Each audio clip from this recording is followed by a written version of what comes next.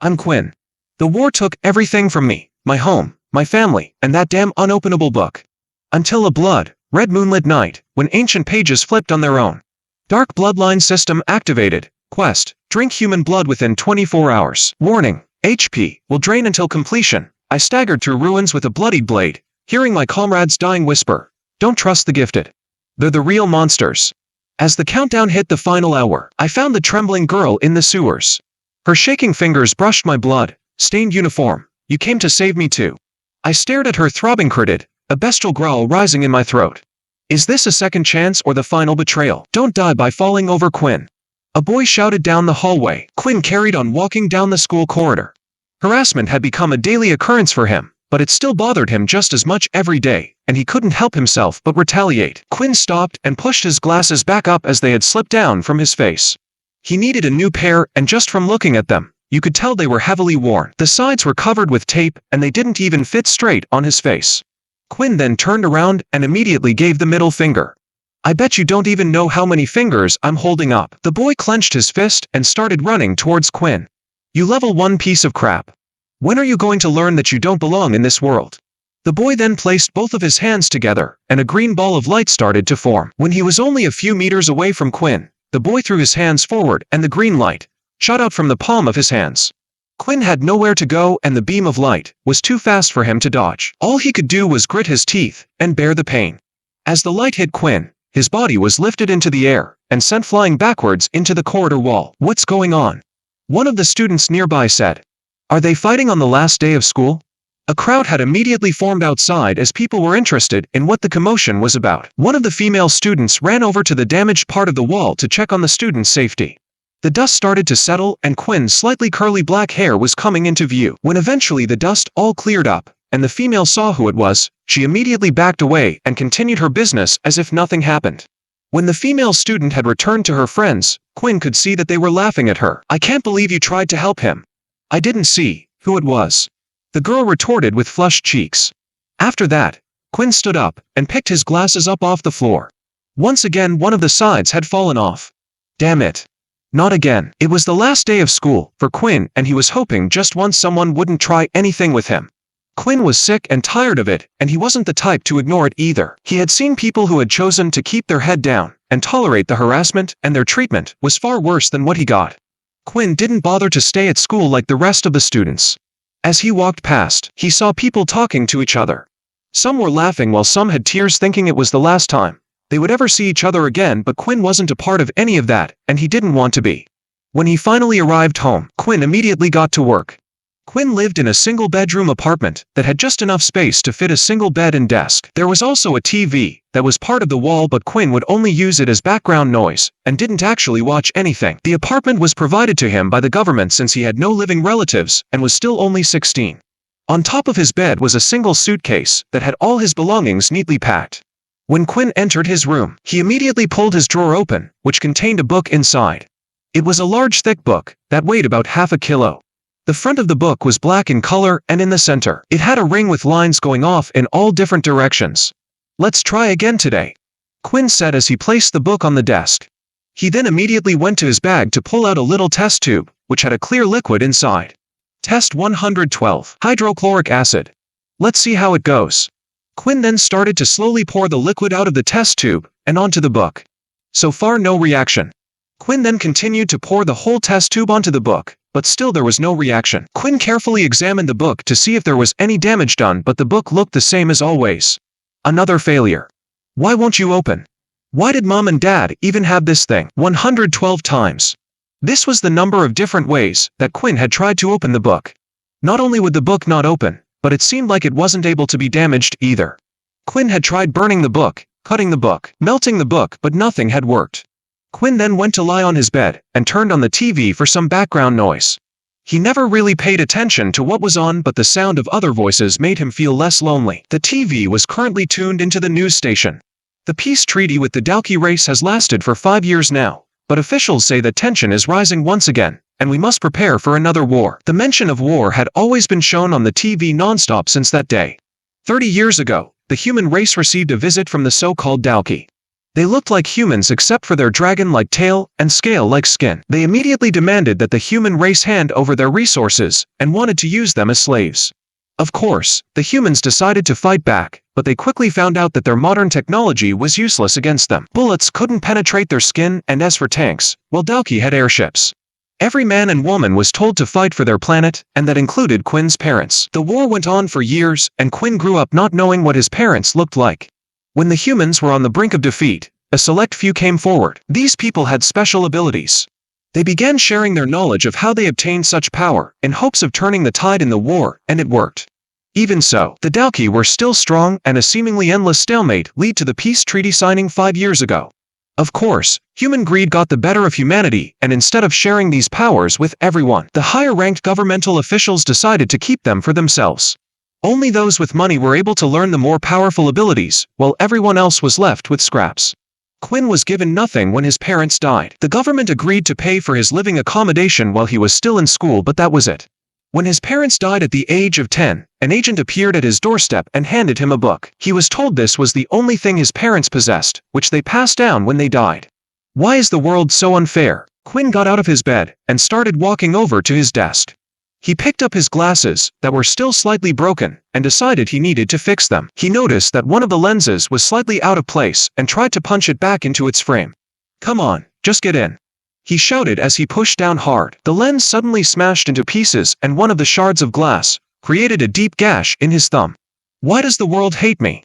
Quinn immediately started to clean up the little pieces of glass and noticed a piece had landed on top of his book. As Quinn removed the piece of glass, a drop of blood from his thumb landed in the center of the book. The ring around the center of the book started to glow, and suddenly the book started to lift itself into the air. What the hell is happening? The book started to shine brightly and shake uncontrollably. It finally opened up and page after page was being turned. Quinn couldn't take his eyes off the shining book, as if he was in a deep trance. The words written in the book weren't in any language he had seen before, but for some reason, he felt like he could understand it. When the book finally turned its last page, it started to disappear as if it was slowly turning to dust. At the same time, Quinn's vision was starting to fade. His body felt weak and his eyes slowly shut. But just before he passed out, there was a single message that he heard. /U003 Congratulations, you have been granted the VA. Unable to maintain consciousness long enough to hear the final words, Quinn passed out. Slowly Quinn's eyelids started to lift open, and his vision started to return. His head felt heavy and his body was slightly sore. As he lifted himself off the ground, he touched his head to see if he had gotten any injuries. "Why does my head hurt so much?" After making sure his skull hadn't split open from falling over, Quinn then went to pick up his glasses off the floor. Although there was only one lens now in it, out of habit Quinn put the glasses on. Suddenly, he felt a little disorientated, and his vision was slightly blurry. He took them back off, and noticed that his vision only got blurry when he put the glasses on. Quinn then immediately rushed to his desk to grab a pencil. He drew the letter A on the wall and stepped back. Quinn continued to step back until his back had hit the room wall. What? But how? Quinn thought. Somehow Quinn's vision was now perfect. He had lived his whole life with terrible eyesight, but suddenly he could see clearly. Images then started to flash in his head of what had happened before he passed out, and he could think of only one thing. The book. When Quinn looked around the room, he started to panic. The book, where the hell's the book? Quinn looked everywhere for the book, but nothing could be found. It couldn't have gone missing in such a small room, and the disappearance of it was making Quinn go mad. Maybe it's like my socks, they go missing all the time. Oh, don't be stupid. This is a book we're talking about, not a sock. Quinn then tried to think hard about what had happened just before he had passed out. He suddenly started to remember the book being lifted into the air. Then just before his eyes closed, he heard a few words, 002, 031. What was it? It sounded like some type of system message. Then as soon as Quinn had said those words, a status screen had appeared right in front of his eyes. Whoa, it's like those really old games people used to play all the time. Quinn noticed that on the status screen, there were more tabs on the top, but without even doing anything, and just reading the tabs in his head. The screen automatically switched. After checking everything out that the system had to offer, Quinn had to just think about closing the system, and it did. When Quinn thought about opening it again, a screen would immediately pop up in front of him. Quinn could only think of one thing, that the book his parents had left him was an ability book. These books could often be bought at very high prices from the military or a company, and could even be obtained on the black market. The only thing was, Quinn had never heard of an ability book that disappeared and granted the user a system like this. The ability books were designed to be learnt. It wasn't something that you could pick up and instantly understand how to use. A smile started to slowly appear on Quinn's face. This was great news for him. He had always been a level 1 ability user because he could never afford to buy any ability books. Finally, he had something. The next phase was for him to test what ability he had. Fire, fire, come on, Quinn said as he threw the palm of his hand forward. Okay, next. Water, water out. Quinn did the same again, but there was no result. After trying out many different things, and all the abilities he had seen before, it turned out he was unable to perform any of them. What the hell useless thing is this? Is it really just a system ability? Quinn thought about it for a while. If it truly was like a game, then perhaps by completing the quests, he would eventually get stronger and unlock more skills. He was treating it like an ordinary ability book, and clearly what he had obtained wasn't ordinary. Usually, ability books were based around one ability. It was important for a person to select their first ability book because a regular human body would only be able to perform one ability attribute. If you got a transform ability as your first ability, you would only be able to get other abilities related to this attribute.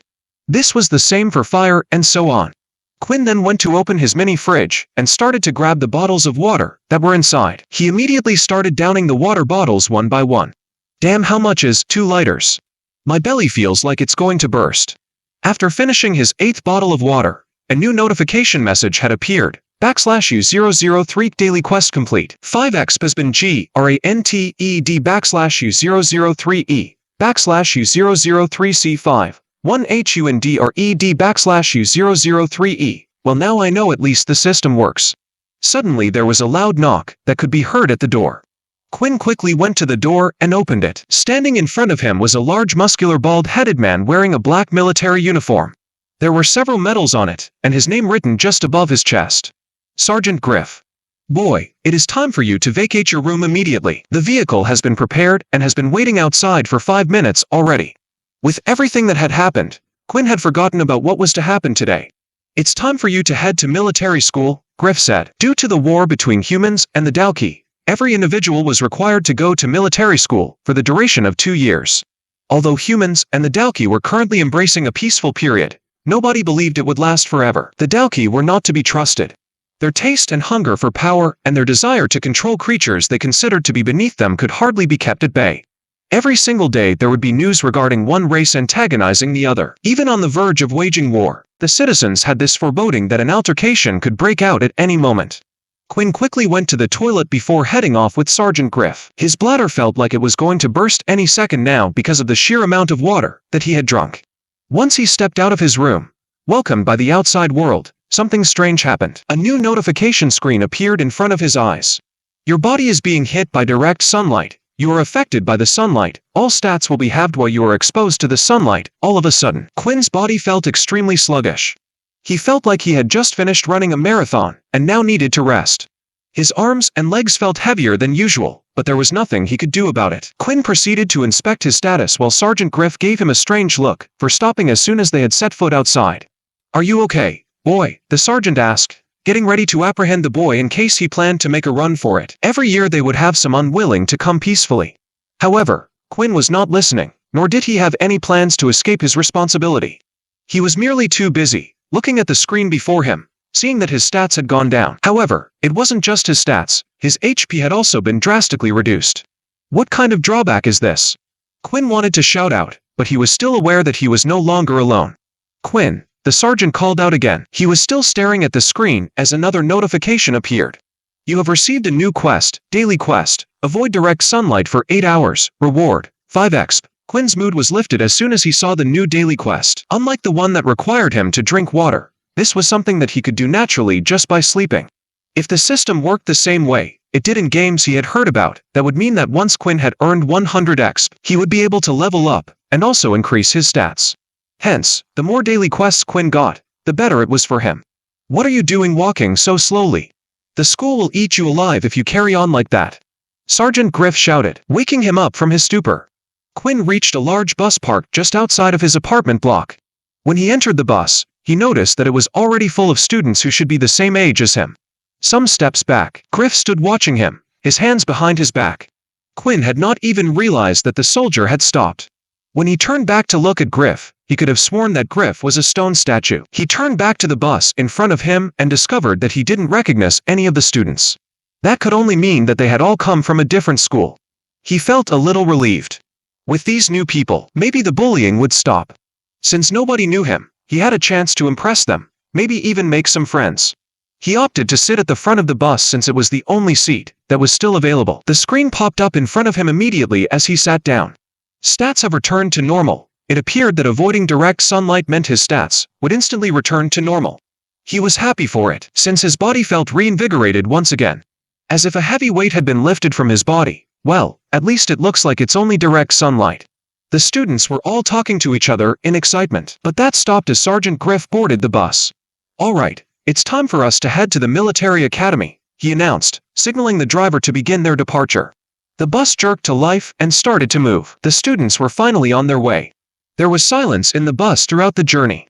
Whenever a student started to speak, Griff would immediately glare in their direction, prompting the student to shut their mouth. Griff didn't even have to say anything, since they all knew what he wanted just by staring them dead in the eye. About 10 minutes into their journey, the pop-up screen came up again, and Quinn received another message. "A substance in the air has been detected, resistance +1. Quinn found this message quite strange. So, he started to check out the interior of the bus. He noticed that half of the students were already asleep and the other half were drowsing off. He tried to fight it, but felt his body getting heavier. His eyelids were shutting down.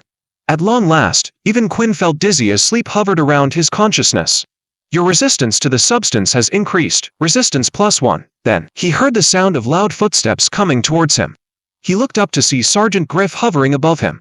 "Looks like a few of you were able to resist the sleeping gas. Guess we'll just have to bag you." A black bag was thrown quickly over Quinn's head, and his vision was completely covered. The gas started to slowly creep up on his consciousness, overpowering him. There was nothing he could do. His hand fell limply by the side, and he dozed off, abandoning consciousness. After a while, Quinn felt a splash of cold water chucked over his head. It served its purpose, immediately jolting him awake. The only thing that he could see upon opening his eyes was a greenish smoke that dominated his surroundings. He and several other students began to lift their heads to look around them. There were currently a total of 500 students standing on a plain open field, in a strange place that none of them seemed to recognize. The puzzlement on their faces spoke volumes. "This is where the lot of you will spend the next 2 years of your life," the voice of Sergeant Griff explained. The green plane was not the only thing the students saw. There were 3 futuristic, huge buildings directly in front of them. The buildings were human images sculpted entirely out of glass. Each one stood at least 60 feet tall, but that was not the only thing that the field overlooked. They were standing on an elevated platform with a city in front of them, a hidden city. Everyone was already dressed up in a military uniform, and there were technological marvels appealing to them all. These devices were too advanced for their time. There were mechs moving crates, and there were building machines, enormous things rising high into the sky with their crane. There was no one inside the machine, yet it laid down panel after panel of glass on a building that was still in construction. There were flying ships, coming too close to the ground that Quinn was afraid that they would crash into the high-rise buildings and send a shower of glass, falling on the people in the city below. However, no such thing happened. They all followed a particular path. Then there were levitating trains, which rose high into the air, running on rails that none of the students could see. Some of the technology they were witnessing had yet to be made public. After the first war with the Dalki race, the humans had managed to make leaps in all sorts of technological fields. This was because they had managed to salvage a lot of equipment from the Dalki once the war was over. The military had decided to keep most of it for themselves. Some of the things they had found would just be too dangerous for the public to use. At least that is what they claimed. When Quinn finally managed to stop gawking at the new world he had been thrust into, he felt the weight on his hand, and noticed that there was something placed around his wrist. It was a digital watch, yet there was nothing displayed on the screen yet. Placed on your wrist is your lifeline. It will identify you as a student at this military base. It will allow you to access certain areas, pay for food, and all sorts of other things.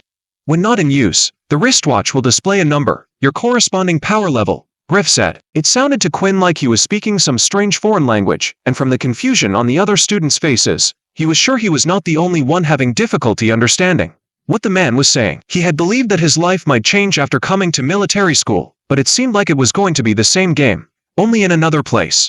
We will immediately begin testing your respective levels. Don't move until you are called forward, understand? Griff shouted with a smile on his face, and everyone just nodded. The sergeant looked frightening with his smile. It was completely contradicting his hard face. Good luck. If you are enjoying this tree and would like to see extra chapters, then please show it by using your stones. When abilities were first introduced to the human race, people quickly learned that some were far more powerful than others. With this came the introduction of the power level system. There was a total of 8 different power levels, 1 being the weakest and 8 being the strongest. These levels could also be further divided into 1.3 all the way to 1.9, and it was the same for each level. There were 2 ways for people to obtain abilities. When the war started with the Dalki race, people started to share their powers with the outside world. They wrote down how they obtained this power, and put the information down in things called ability books. These ability books went on for sale to the public, and the military kept some of the stronger ones to themselves.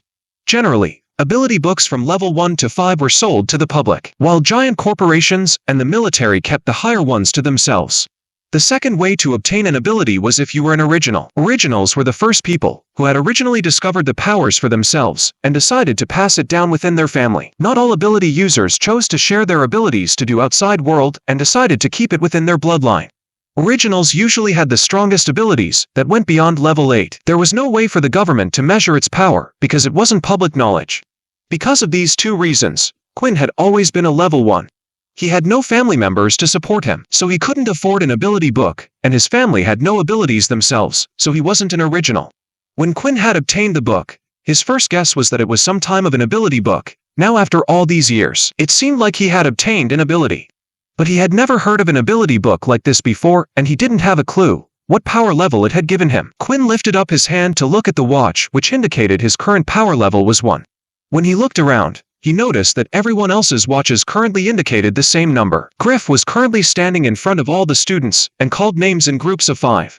These students would then be transported somewhere to take the test. Quinn was hopeful at first, thinking that he might have been able to change his ability level for once, but his mind was quickly changed after receiving a notification. /U003 psi or being hit by direct sunlight. /U003 call stats will be halved. Quinn didn't even know how good 10 strength, 10 agility, and 10 stamina was, but if his eyesight was anything to go by, then it would mean it was at least the top condition of a normal human being. But right now Quinn felt incredibly weak and sluggish. His body felt extremely hot right now, and he was sweating buckets of water. Quinn thought it was a good thing he drank a load of water beforehand, otherwise he would have been extremely dehydrated. "Hey, are you okay?" a stranger standing next to Quinn said. The stranger's name was Vorden. He had slick blonde hair and hazel green eyes, with a chiseled face and sharp jawline.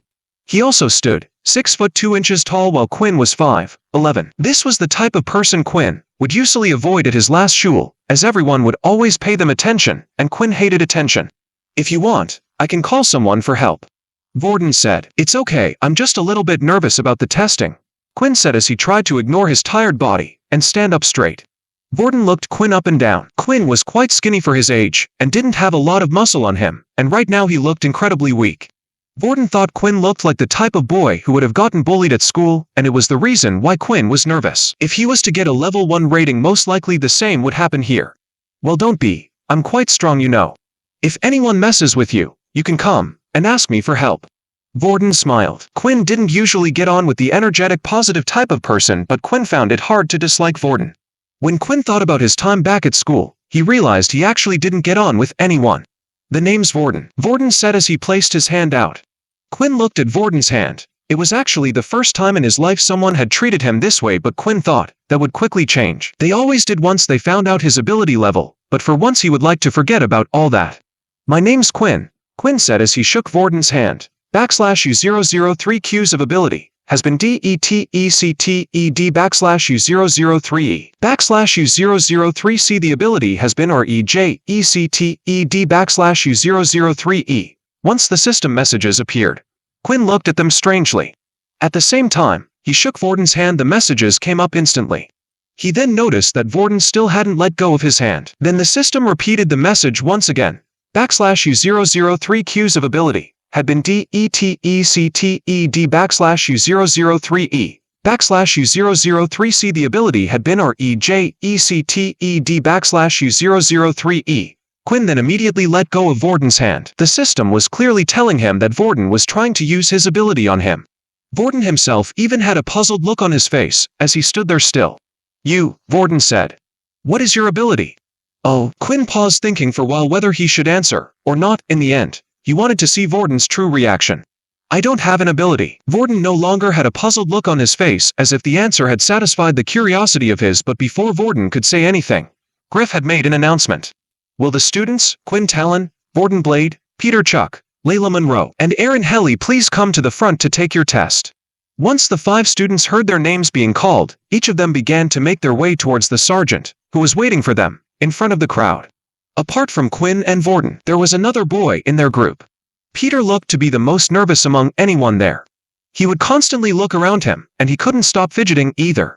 His body frame was quite small, but it suited him for he wasn't that tall either. Looking at him reminded Quinn of himself. A small frame with glasses and scruffy brown hair, he was not much for a physical attraction. The other 2 members were both girls. Layla had short brown hair and a tall figure, and she was carrying a bow on her back, which surprised Quinn since not many people carried a weapon these days apart from a specific group of people called Pure. They were a group of people who claimed that abilities were a blight upon humanity and instead opted to use weapons. However, they were very rare and Quinn had never met anyone who belonged in the faction in his life. He had merely heard stories about them. Erin, on the other hand, was the type of girl whose beauty turned necks. Her proportions were perfect, not too big and not too small, and she had long silky hair with a magnificent golden hue. The only problem was her facial expressions. Even while walking through the gathering of people, not once did her expression change. It stayed stiff and neutral and made her appear cold. As Quinn was walking to the front, he noticed that he couldn't recognize any of the students there, and it seemed like the others were not familiar with anybody either. Quinn could only assume that this was done on purpose. Their group soon stopped just behind another group that was being transported to the testing area. Vorden walked around and greeted each one of the people in his group with a handshake and a confident smile. Vorden was very polite, so most of them accepted his greetings. All of them, except for Erin.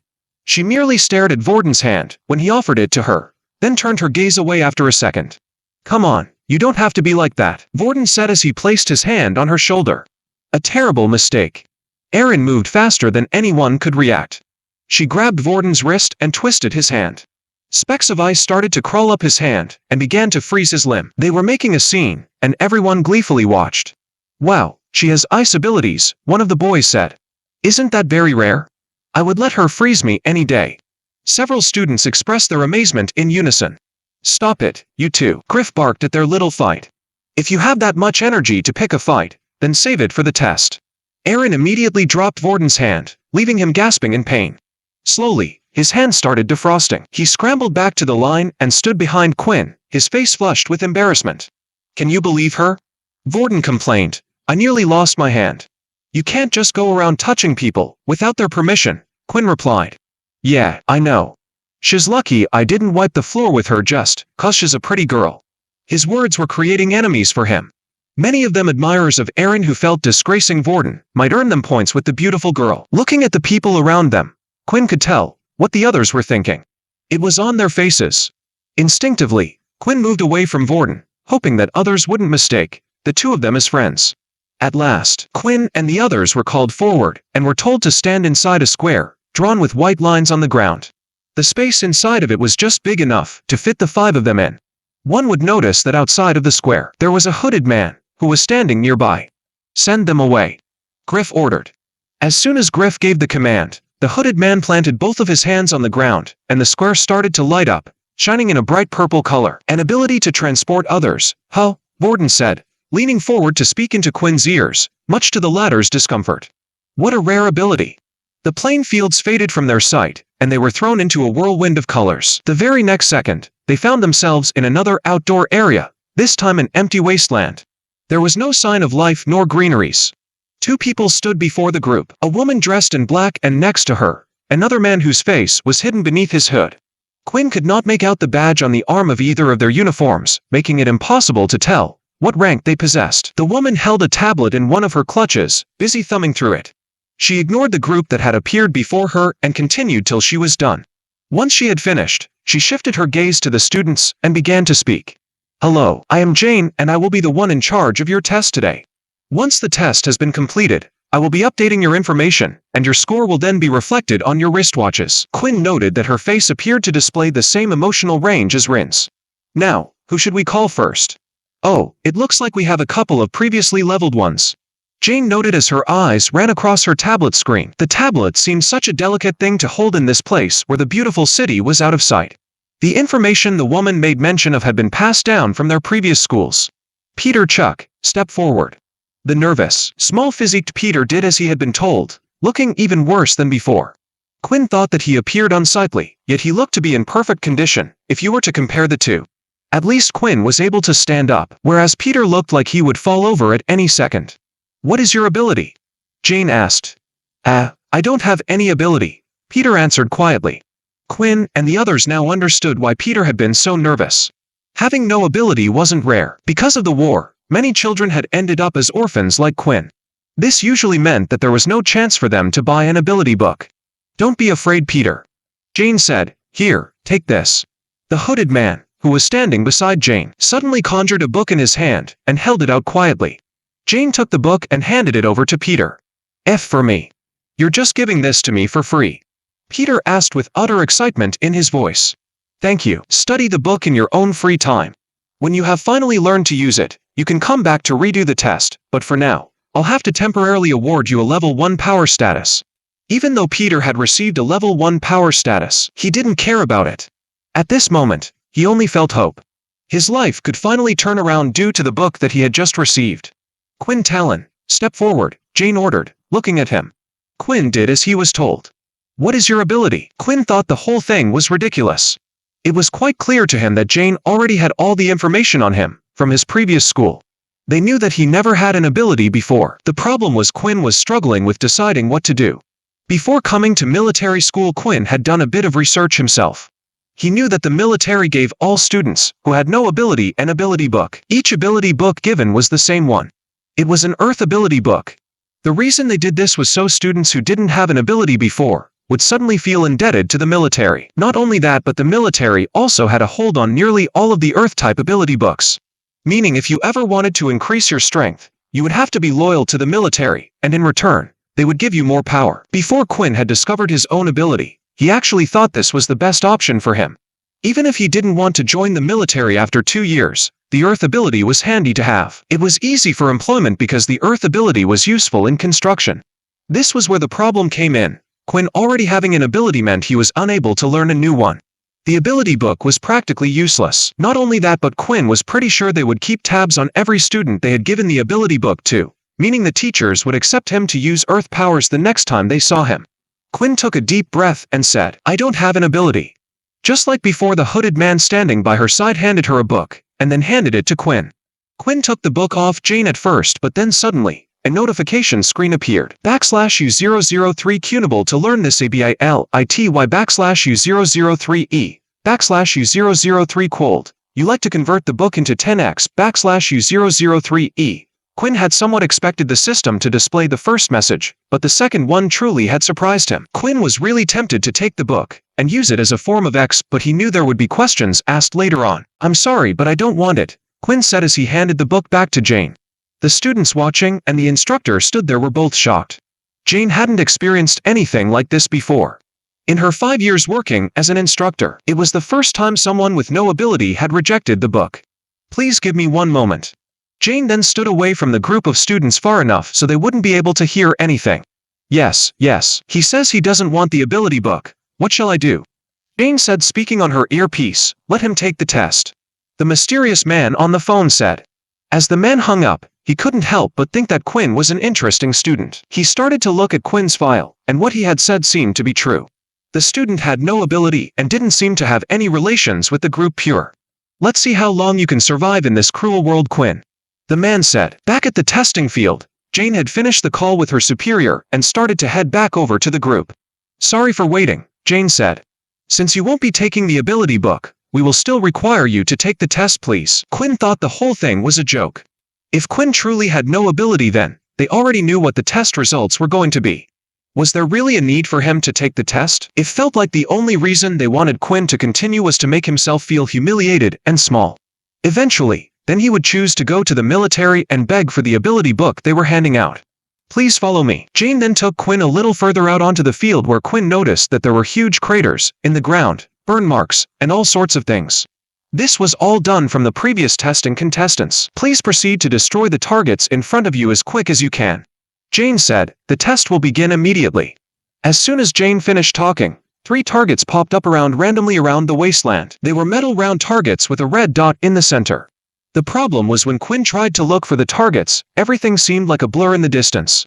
Quinn then realized that his perfect eyesight suddenly wasn't so perfect. Is this because I'm out in the sunlight? Quinn thought. Quinn had no choice but to slowly run up to each of the targets and hit them with his fist one by one. His time was incredibly slow, of course. There were then 2 further tests that Quinn needed to complete. The next test was a strength test where Quinn was asked to punch into a huge drum-like machine. Quinn gave it his best shot and hit the drum as hard as he could. The drum vibrated and made a small sound, eventually displaying a digital number in the center. 5. Strength. Jane said as she noted it down on her tablet. When the final test had arrived, they had brought out another machine. This machine was a big circular object with many holes on its front. Once the test started, the machine fired holographic spikes at the contestants.